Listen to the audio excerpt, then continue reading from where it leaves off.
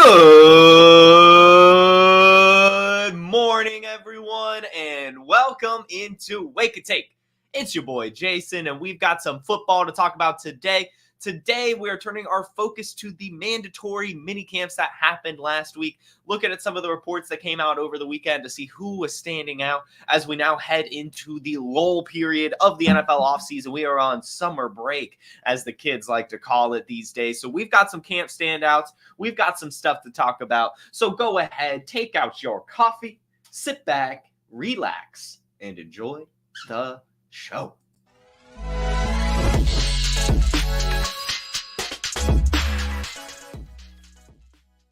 All right.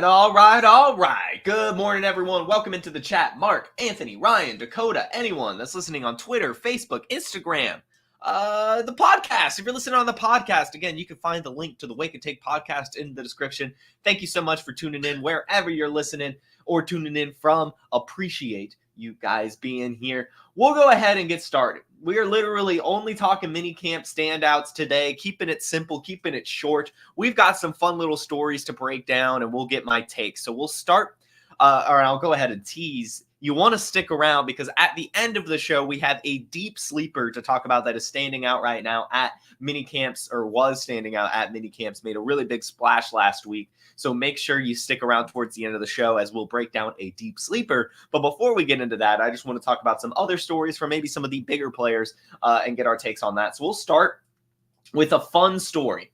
A very fun story. We'll go with J.J. McCarthy. And this is just a quick one. J.J. McCarthy's locker is right next to Justin Jefferson's. They've done the whole locker room thing with J.J. McCarthy and Justin Jefferson. The J.J. to J.J. connection is starting strong in Minnesota. I like those types of things. As you guys will see throughout this show, I'll kind of mention some of the extra stuff that happens outside of just the practices that I think leads to a player standing out. Now, this is, of course, not necessarily a minicamp standout thing at all.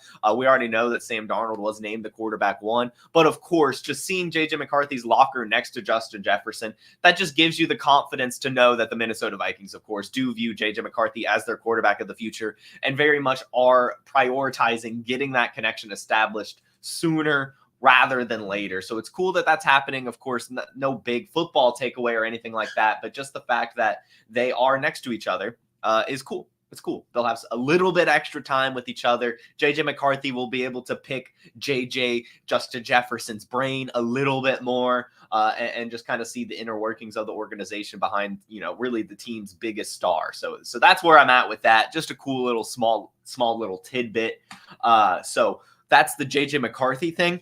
An actual standing out at minicamp update revolves around the Washington Commanders, and this came as Jaden Daniels was interviewed after practices this week and said that him and Luke McCaffrey are coming in early, extra every single day for extra reps and to study film together. This is incredible news. We already know from rookie OTAs that Jaden Daniels and Luke McCaffrey were establishing a major connection. To see it continue now through the mandatory minicamps is awesome. As we know, there are already two wide receivers ahead of Luke McCaffrey in Jahan Dotson and Terry McLaurin. So to hear that Luke McCaffrey and Jaden Daniels are continuously establishing this connection together, the time that they said they're coming into the the building every single day at 5:45, so almost 3 hours early, in fact maybe even more, every single day for extra reps and film study. That's the exact type of stuff that you want to see. I love hearing about the film studying, but from a quarterback or a wide receiver. But I especially love when it's a quarterback and a wide receiver doing it together. We saw last year Josh Downs and Anthony Richardson. They were studying immensely together, getting practices and throwing the ball to each other in the hotel parking lot. That's the type of things that you want to hear. These rookie wide receivers working with their rookie quarterbacks. Generally, that means that they're going to establish a really good connection to each other, get on the same page and everything. So I would just say Luke McCaffrey, very interesting, because going into the NFL draft, a lot of us liked him. Myself included. Everyone had almost the exact same take on Luke McCaffrey, and that is that he's probably going to take some time, but he'll break out eventually. He just switched to the wide receiver position after being a former quarterback, so he had just some stuff to learn on top of coming from a smaller school. But But he's landed in an ideal situation. The slot wide receiver role is wide open on this offense. And the fact that he's coming in with a rookie quarterback that's a hard film studier, that's awesome because Luke McCaffrey is in the same vein. And the fact that Luke McCaffrey is a former quarterback is also incredible because that means that he understands the game from Jaden Daniels' perspective and knows the pockets of the defense, knows everything really. And so that is just going to make this easier for Luke McCaffrey to break out as a rookie. Again, my original take was that he's probably going to take some time, but I like the landing spot. And the fact that the Commanders used that 3rd round draft pick on him was a shock. No one expected him to get drafted as high as he did, and he was. So I think that, we need to kind of take the pre-draft mentality we had from Luke McCaffrey out and just say, he really has a path to succeed in year 1, especially if he's going to continue to grow this connection and friendship with Jaden Daniels by coming in and working extra along with him. That's the Puka Nacua stuff, right? Working with Cooper Kupp. That's the Josh Downs stuff, working with Anthony Richardson. That's really everything we hear. The Tank Dell and CJ Stroud, right? That's the connections. These wide receiver to quarterback, just when they're doing this extra stuff together, we have to take note. So I am getting Luke McCaffrey earlier than I have been. I've seen him go in 4th round in rookie drafts. I think that's ridiculous. I think he should at least be 3rd round rookie draft. And his redraft value might be too cheap now. I mean, he's going after Jahan Dotson. But Luke McCaffrey's looking like to be Jaden Daniels' favorite target. I'm not going to lie. That is, when you hear these things, that's immediately what I think is Jaden Daniels is going to have a Luke McCaffrey first read. That is where I'm at with this. I think it's incredible, and I'm glad to hear about it. So keep your eyes on Luke McCaffrey, guys. Keep your eyes on Jaden Daniels. But to me, just hearing that this connection is establishing in such a big way is incredible news. So I want to hold on to Luke McCaffrey as he is really, really cheap to get right now. Throw him on your taxi squad, and you'll probably be able to elevate him as I now expect a rookie breakout from him. I'm not going to lie. Speaking of studying hard, I'm going to go ahead and talk about some players that have been standing out outside of just being good on the field. That's what we expect, right? That's something that we're going to talk about after I finish this segment. These are players that are working out in gym shorts. The things that I want to know at this point, I don't care about the big plays. I give 2 shits about these big plays. What I care about is what are the coaches and other players saying about their work habits, about their film studying habits, and how quickly they're learning offenses. That's what I care about right now because this is mostly walkthroughs. This is no pads, right? This is just obviously the athletes are going to be athletic. Let's see how the nerds are doing in regards to just studying the playbook and getting acclimated to the NFL. That's the important stuff to me. So to hear that Marvin Harrison Jr. is not only impressing on the field, but being one of the best in the film room, that's what you want to hear. That's exactly what you want to hear. Marvin Harrison Jr., again, we talked about it last week. Michael Wilson called him perspicacious, which is someone who is basically astute in their details when studying the game. That's incredible. That's what you want to hear. We all know that Marvin Harrison has the physical tools to be an elite wide receiver. The question was, how good of a film studier is here? How quickly can he pick up an offense, and everything around that. And the fact that we're hearing that he's studying film super, super well, the fact that he's asking questions and understanding the offense already, that's exactly what you want to hear. So that's awesome. It again just gives us a little bit more confidence in Marvin Harrison Jr.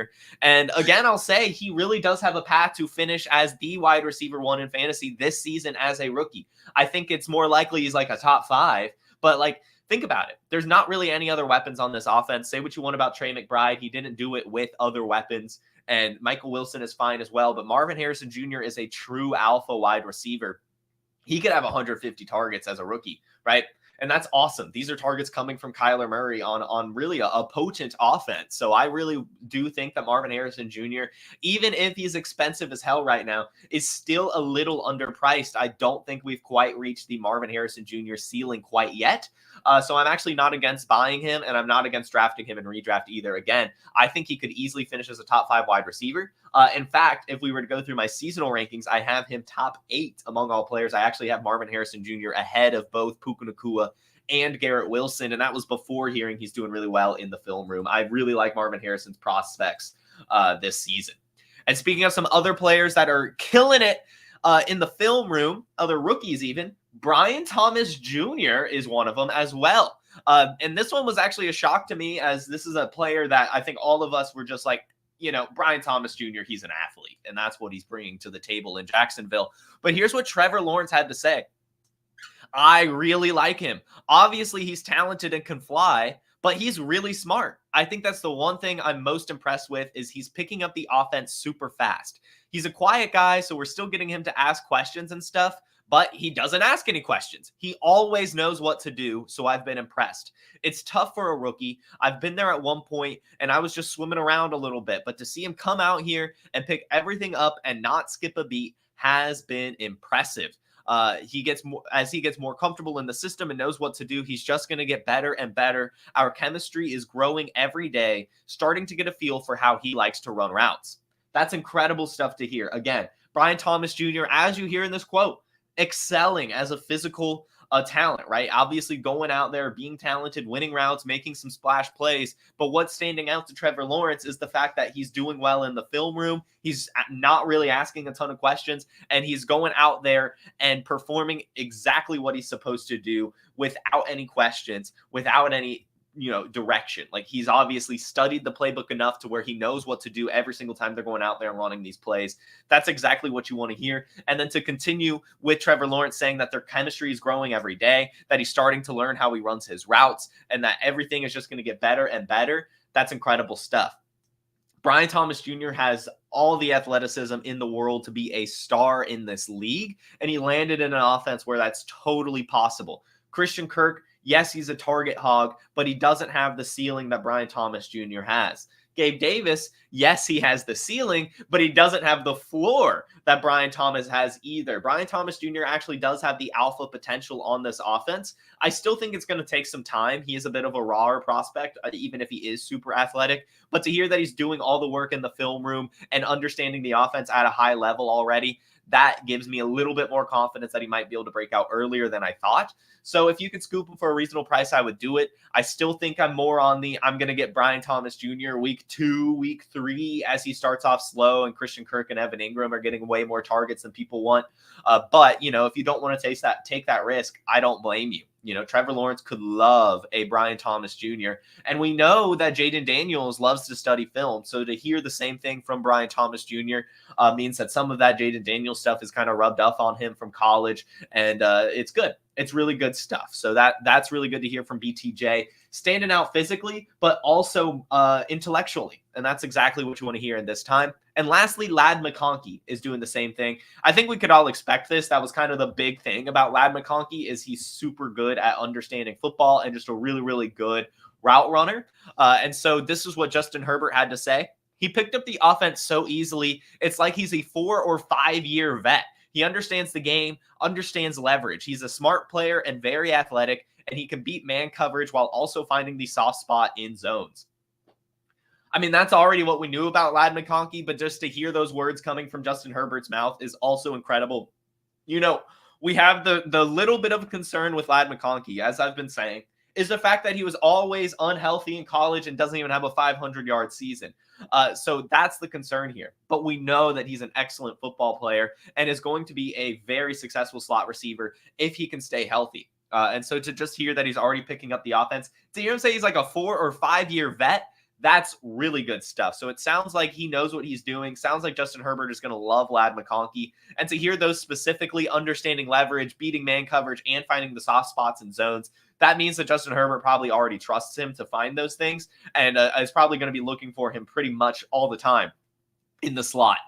So that's really, really good news for those of you, actually, I haven't really been doing it, drafting Ladd McConkey at his current price. I've been a little scared, but I mean, he really could be a PPR machine. Again, I am totally in on Justin Herbert this season. So that means I should be in on some of his weapons. More so, I'm in on Josh Palmer just because he's so cheap right now. But Ladd McConkey has a major path to success as well. And it sounds like he is already excelling both on the field and in the film room. Again, those are kind of my big things that mean a lot to me, is if you're standing out in the film room right now, if you're picking up the playbook in the offense right now, that's really, really incredible. And that's what I'm looking for mostly, which will lead us to Malik Nabers. We're not hearing anything about Malik Nabers outside of him making some flash plays. And I am concerned about that. I really, really am, because this is New York City we're talking about, ladies and gentlemen.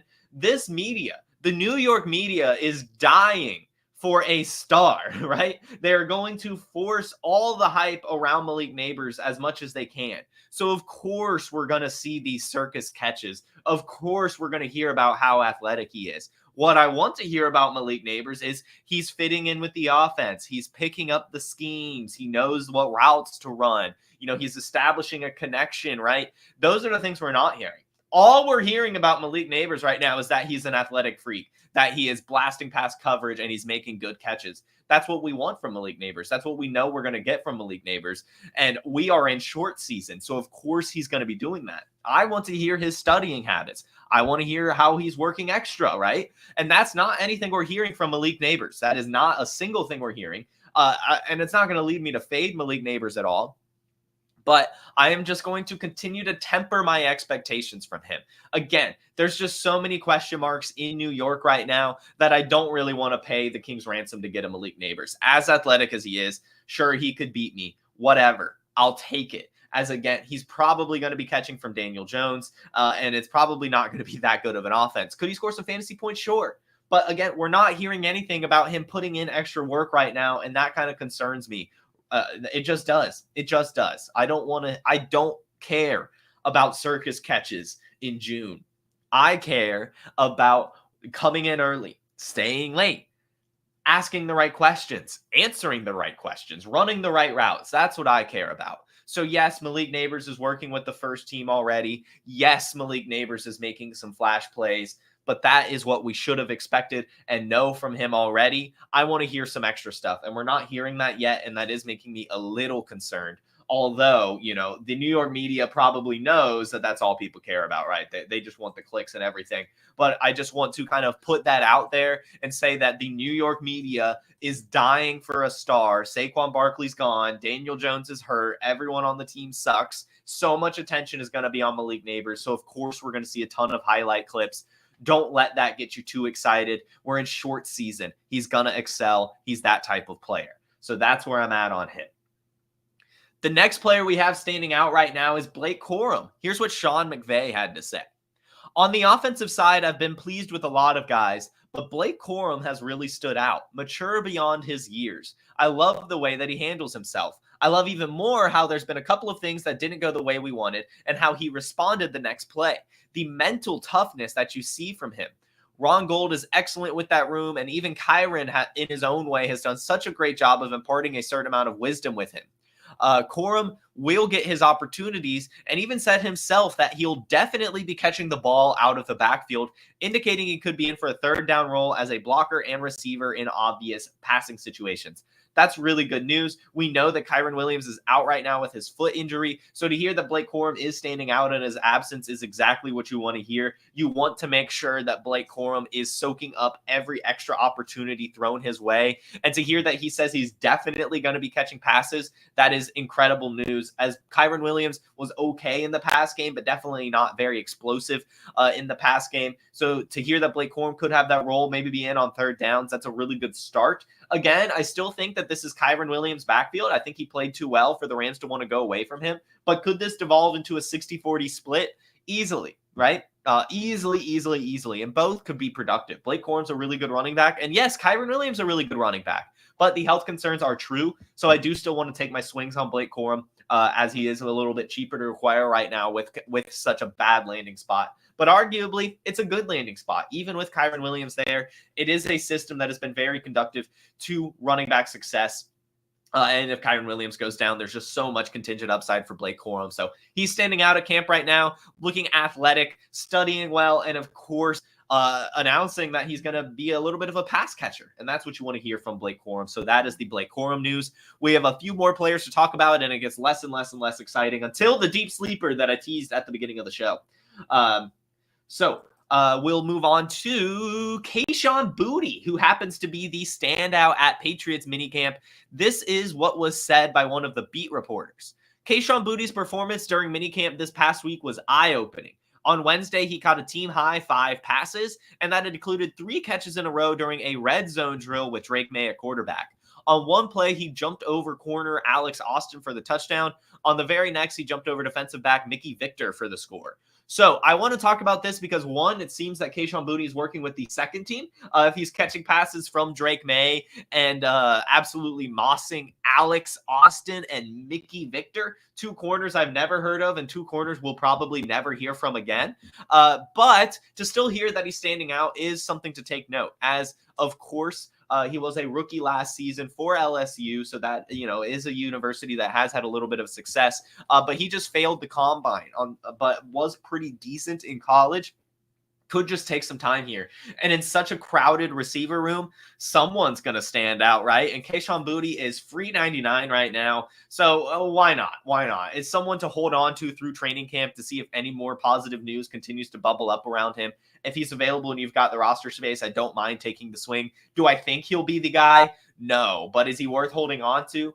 Yes. That's kind of where I'm at, just in case. I still think that, of course, it's probably going to be Jalen Polk, Javon Baker. I think Tyquan Thornton gets a role, being completely honest. And Kendrick Bourne, of course, too. They just extended him. Demario Douglas is out there. Juju Smith-Schuster is technically still there as well. So it's going to be hard for Kayshon Boutte to crack, a starting position. But he could be a depth piece. And if he's already connecting with Drake May right now, that could be something that develops over the course of the season, even if they're both on second team together. But, over time, injuries, whatever. But at the very least, I'd say for training camp through the rest of the summer, if you want to roster Kayshon Boutte to see what could happen during preseason, I don't hate it. Next is Xavier Gipson. Some hype is building around Xavier Gipson, but I want to quelch that a little bit, as it seems that both Malachi Corley and Mike Williams have not been practicing last week. And so Xavier Gipson getting the hype as being the wide receiver 2 seems a little bit unfounded. The notes out there that, oh my God, Xavier Gipson is working as the wide receiver 2 with the one team. Again, Mike Williams and Malachi Corley weren't there. So it's going to be hard for us to actually say that he's going to be the wide receiver 2. Is this good news? Yes. I mean, it shows that the Jets do at least think that Xavier Gipson could potentially play in that role if asked to. But I think more than anything, Xavier Gipson is probably the wide receiver 3 on this offense ahead of Malachi Corley, at least traditionally. Malachi Corley, I think, may get more targets than him, even if he's like the wide receiver 4, just because I think that Malachi Corley will be the gadget player his rookie season. Xavier Gipson, of course, has these special teams kind of prowess. And so he should be a sneaky wide receiver 3 on this offense. He's, of course, got shiftiness and he's quick.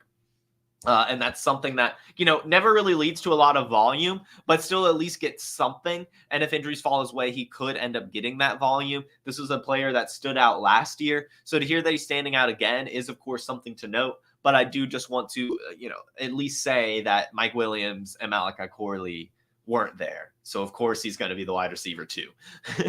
Which leads us to Cedric Tillman. This is what a beat reporter had to say. Actually, sorry. This is what Browns wide receiver coach said about Cedric Tillman.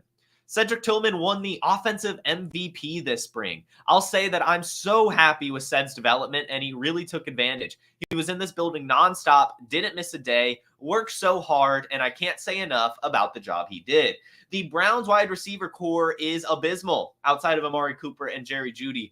Whoever earns that wide receiver 3 role could be pretty solid, as Jerry Jeudy has not been that good, and Amari Cooper is, of course, holding out right now. Cedric Tillman, if he earns that wide receiver 3 role, could actually end up being the wide receiver 2. This is another player that was actually pretty solid in college and was a decent enough prospect and stood out a little bit last year. Never really did a ton, but still, he grabbed our attention a little bit. And to hear him grabbing our attention again is very intriguing. I don't believe in Elijah Moore. I don't believe in David Bell. So, taking a swing on Cedric Tillman, not a bad idea at all. And that is it in terms of the standouts I have for you, of course, except for the final guy that I wanted to talk about. So let's go ahead and go straight into that. We have some news that a 6th round rookie for the Atlanta Falcons is standing out right now at the Atlanta camp. And I don't want to just bring this up because of being in Atlanta, but because it seems very interesting. This is not a homer take at all. Casey Washington, 6th round rookie from Illinois, is a pretty intriguing option right now. Because right now the wide receiver role in Atlanta is basically wide open. We have Drake London and Darnell Mooney. I think that we pretty much know that's going to happen. And yes, they brought in Rondale Moore, but he's totally beatable. He has not, done enough on the NFL field, and he is a bit undersized. And Casey Washington right now is standing out. This is a 6'1", 200-pound guy from Illinois with 88th percentile burst, and he ran a 4.46 at the pro day for Illinois. He actually never really did anything in college, which is very interesting. But what is starting to be reported here is that he started the week with the 4th team and did so well that by midweek, he was already taking reps with the 1st team, catching passes from Kirk Cousins. That's incredible news. And that shows that he clearly stood out more than the rest of the wide receivers on the team for him to move up the ranks that quickly. Again, he has size and speed at 6'1", 200 pounds, a 4.4 40.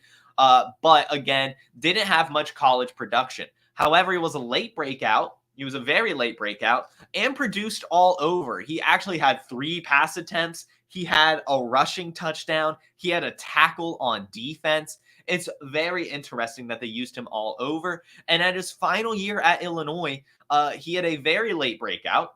His final game, his very last game as a college player, 9 receptions for 200 yards and 3 touchdowns. A very big game. And another fun fact, his gloves from the Big Ten Championship in 2021 happened to be in the College Football Hall of Fame. So this seems to be a player who has a little bit of a clutch factor, whether it be showing up in the final game of his career or to have his gloves in the College Football Hall of Fame. Either way, he has a 200-yard, 3-touchdown game. And he has size and speed, and he's been standing out at camp for the Atlanta Falcons. This is a player who is easily available in every league. I don't even think he was drafted in 5th-round rookie drafts. In fact, I know he's available after 12 rounds of drafting in the Wake and Take Invitational League, a 32-teamer. He's available everywhere. I say get him, as I think that he actually will probably earn that wide receiver 3 role if things continue to trend this way. And I think it's just important to note, because short season is when a wide receiver like a Rondale Moore would probably do really well. Casey Washington is a very physical receiver and would actually probably stand out more in pads. So to hear him standing out in the gym shorts and t-shirts is incredible news. To hear that he started the week on the 4th team and finished with the 1st team, that should make you say, what the hell? So Casey Washington, 6th-round rookie from Illinois, Atlanta Falcons drumbeat coming for this guy. Go ahead and take note. Casey Washington, a name to keep note of. So that is everything I have for you guys regarding our camp standouts. I'm sure there's some other ones out there, but those are the big ones that I took note of. I do just want to say before we go, that, I would be very concerned as we continue to go through training camps in a few weeks here. If you continue to hear basically no noise around a player, that is not good. You at least want to hear something, good or bad. You don't really want to hear nothing. So there are some players out there that we haven't really heard a lot of that has started to make me feel a little concerned. We'll wait, as it's just been rookie OTAs. It's just been mandatory mini camps. But as we go through the true training camp in a few weeks, we got to listen. And it's very important to make note of what we don't hear. I think that's almost more important than what we do here. So that's something to keep note of before we move on from this into the chat questions. What do you guys have to say? My deep sleeper was not Ryan Flournoy, but we are hearing some positive news from him. But I want to wait before I get a little too excited. Again, while there is a ton of potential for him, he is still a 6th-round rookie from a smaller school. I've got to temper expectations a little bit, but I am very much excited for him and do think he is the wide receiver too. Just not enough yet. We haven't heard enough yet. We've just heard a couple big plays, and he's working hard. But I want to hear him catching passes from Dak Prescott before I get too excited. All right, you're on the clock at the 111 and need a quarterback for your super flex. You have Mahomes and Justin Fields. Would you take Bo Nix or trade the pick for Baker Mayfield? I would actually probably go with Bo Nix right here, but I don't hate the idea of getting Baker Mayfield. He's, of course, ahead in dynasty rankings. I really do believe in Bo Nix. I'm not going to lie. And while he didn't stand out to me at the Senior Bowl, I just like that landing spot. I do think that him and Sean Payton are a match made in heaven. I think the fact that he still has his favorite weapon from college, Troy Franklin, is going to help a ton. And, it may not be great year one, but I still think that this team is going to be so bad that they have to pass the ball a ton, which should at least lead to garbage time points. And I don't think the team's going to go away from Bo Nix at all, even if he's not that great. So I think you have a locked-in starter with him. I really do, and probably for the next few seasons. And he's young, well, at least younger than Baker Mayfield. So I think I'd go Bo Nix, but I don't hate if you want to go ahead and get Baker Mayfield. Is Bowers getting it done? I have Bowers for ETN sitting in my offers. I have not heard anything about Brock Bowers, being completely honest with you. I have not heard a single thing. You offered a 25 first for Michael Penix. Hold. Because you will be able to get a 25 first for Michael Penix next year or more, right? This is the floor for Michael Penix. That's the reason we've been screaming to draft him, because in Superflex leagues, he's not losing value. Even if he doesn't play a single game, his value is going up as we are getting closer and closer to him inevitably starting. So if you have him now, he is the epitome of hold. Just throw him on your taxi squad. Don't take a single damn thing for him, because you could get the same or more next year. Ryan asks, have you picked your division yet in Scott Fishbowl? Yes, I am in the Scott Pilgrim division right now. So go join me there at the Scott Pilgrim division if you'd like to play against me. And Terminal Sarcasm asks, Wake and Take draft analysis. Yes, I believe tomorrow, given if everything stays slow in the news world, I plan to do a little bit of a startup review for the Wake and Take draft. Take a look at what happened in the 32-team startup that we did at Wake and Take. Give some advice for startups in general. Talk about some of the best picks, the worst picks, stuff like that. Should be a fun episode, so make sure you tune into that. Expert Mike makes a good point. You could take that 25 first now in case it's an early one, but that's more up to you. And if you want to look at their team build and see if it's a really bad team. But either way, I just think that you could probably get a 25 first from pretty easily next year anyway. But that is it, everyone. That was a fun episode.